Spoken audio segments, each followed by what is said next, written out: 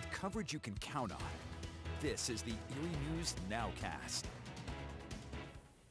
Good morning and thanks for joining us for this Friday edition of your Erie News Nowcast. Our top story this morning, the Warren County School District's ongoing legal fight over face masks was the focus of a special school board meeting earlier this morning. It comes a few days after a judge here in Erie told Warren leaders they had to follow the state orders when it comes to students getting out and wearing a face mask in class. Our Keelan Berrigan is live in Warren with the details from that board meeting. Good morning, Keelan.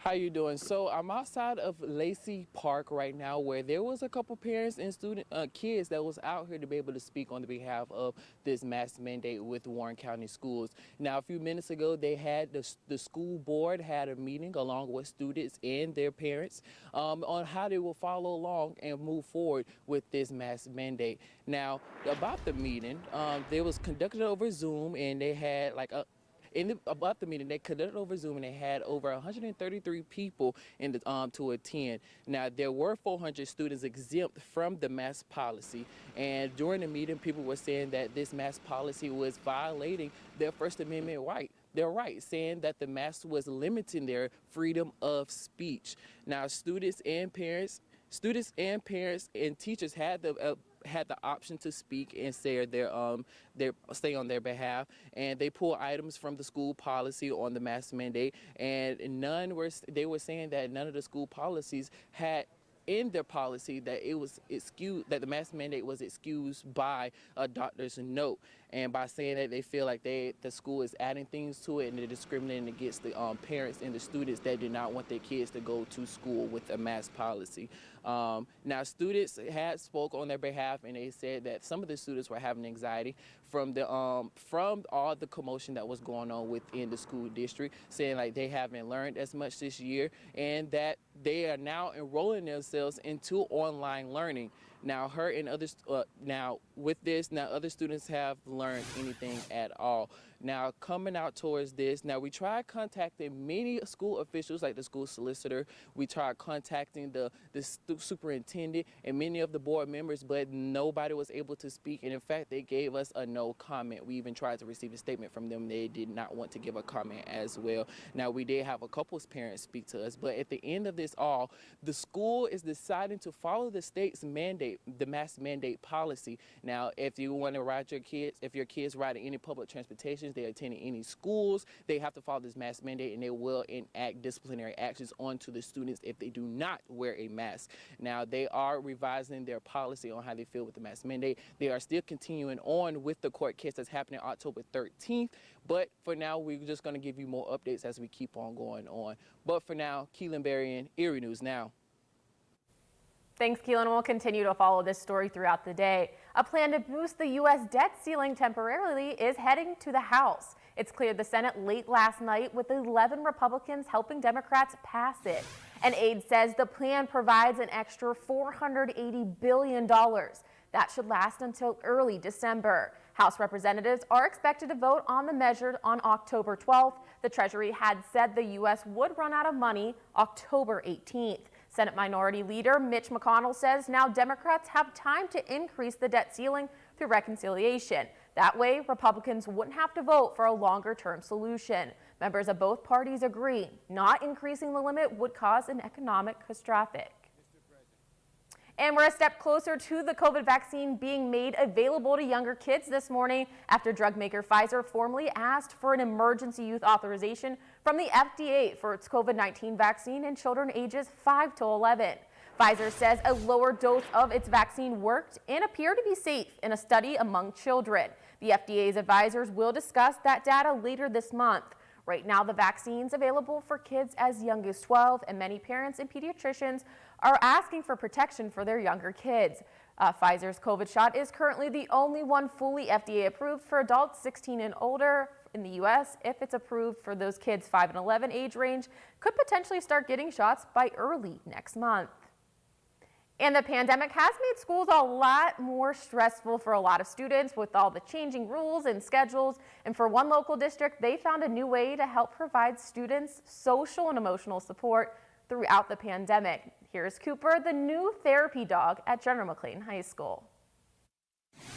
Normally, When I go to school, it's kind of like, it's like there's nothing to look forward to, but then when the dog walks in, it's like, ah! Excitement is one word to describe how sophomore Marcella Hacken and her classmates feel when therapy dog Cooper enters the classroom. The 5-year-old Labrador Retriever is the first dog in the new therapy dog program at the General McLean High School. A lot of students who were a little anxious about coming back to school. Guidance counselor Brenda Hurdle is Cooper's handler. She hopes having a dog like Cooper there will help increase mental health and social support throughout the entire school building. Normally when I'm in class, it's like stressful, and then the dog walks in and he's just a happy feeling. See them, they love to pet them and play with them, and it kind of puts them at ease. And a lot of the staff too. Hurdle tells me students know Cooper will always be on a leash, and when he's not in the classroom visiting, they can find him in her office. Job is to help and be supportive, and so it's nice to have an extra tool in my toolkit to help students maybe feel a little bit less anxious. Students are filled with joy when Cooper walks in, and by the looks on Cooper's face, it looks like he's enjoying his new job too. It's like calming to pet the dog. Amazing to see the smiles on their faces. And with more people vaccinated and getting comfortable going back to public spaces, one place that is seeing an uptick is doctor offices. People were opting out of routine doctor visits when the pandemic first hit out of fears of getting sick and not wanting to expose themselves to COVID. Arlena Jonathan has the details on what you should do if you put off some important appointments this year. There was definitely a downtrend in the amount of patients that would come to get screening mammograms. A lack of cancer screenings, so much so that the American Cancer Society reports this morning that roughly 22 million cancer screenings were delayed or canceled completely because of the pandemic. At the UPMC Hillman Cancer Center, Dr. David Seastone says he's finally seeing patients return for their checkups. For things like breast cancer, I think we're definitely seeing that people who delayed their care, they may be presenting with cancer that's just a little bit more advanced. Don't let potential bad news scare you from getting your yearly checkup, Dr. Seastone says. He explains there's over a 90% survival rate with breast cancer, and the sooner you come in for any cancer screening, the better you may be. You know, we may be facing something bad, but if we come in now, it's going to be better than it might be if we delayed this even further and further and further. And new information this morning on the discovery of those human remains up in western New York. Authorities say they identified one of those 2 bodies. Chautauqua County investigators say it was 50-year-old Marquita Mule, a missing woman out of Buffalo. They say they worked with Mercyhurst University's Forensic Anthropology Department using dental records to make that positive identification. Last Sunday, a hiker spotted human remains in a wooded area along a trail in Portland, New York. Following an additional search of the area the next day, investigators located this second set of remains nearby, which are now identified as Mule. The first set of remains found is also female and is believed to be decades older than Mule. And new this morning, cats are known to be curious creatures, and that may lead them into some sticky situations. And that might be the case for this cat here in the city of Erie. Check out this video. Erie firefighters shared it on their Facebook page Thursday. You can see a little black cat is stuck on the roof. They wrote, "It may not be a tree, but even our furry residents get help when needed."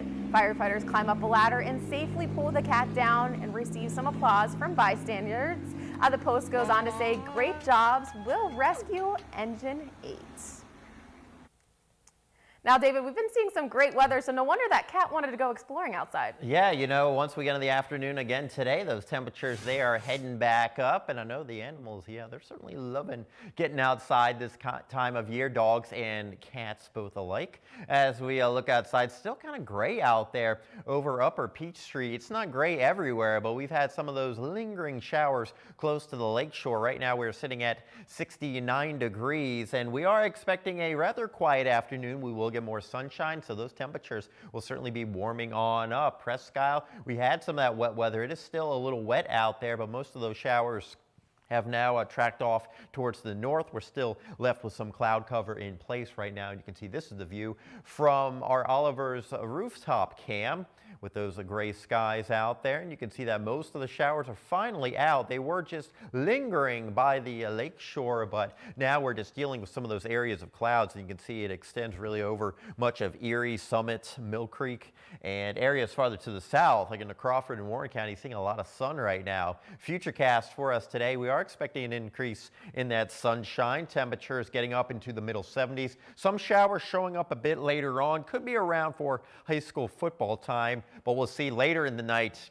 Early on Saturday, that's when we're expecting another little wave of those showers to come on through, and still some on and off activity possible into the afternoon, but definitely not an all-day washout. We really do dry things out, but we stay warm as we head into your Sunday, and Monday could be near 80 degrees. Right now, we've got those temperatures in the middle and upper 70s, or 60s, I should say. It's right at 70 degrees in Dunkirk, 68 in Meadville, 69 in Erie, 68 into Girard. Weather impact index today at a 1. It's wet this morning, but those showers are basically out. We're still looking at a few more later on in the day, so that's the reason why we'll keep our weather impact index at a 1. The colors are beautiful across western PA, and if you're out there towards Bradford, maybe near the Kinzu Gorge, that area, we've got some beautiful colors. They are really the best right now. So much of the state taking on that autumn glory, except for our weather. Our weather just feels like it's still late summertime out there. Temperatures into the middle and upper 70s today, middle 70s into Crawford County. Maybe an isolated shower showing up later in the day, but certainly enough sunshine out there, middle 70s. Warren County, and we still have a good stretch of warm weather coming up. And that 7-day, I'll get back to that in just a moment. Molly? Thanks, David. And it's a big day for country music fans right here in Erie, with the very popular band known as Lady A headed into town for a big show tonight.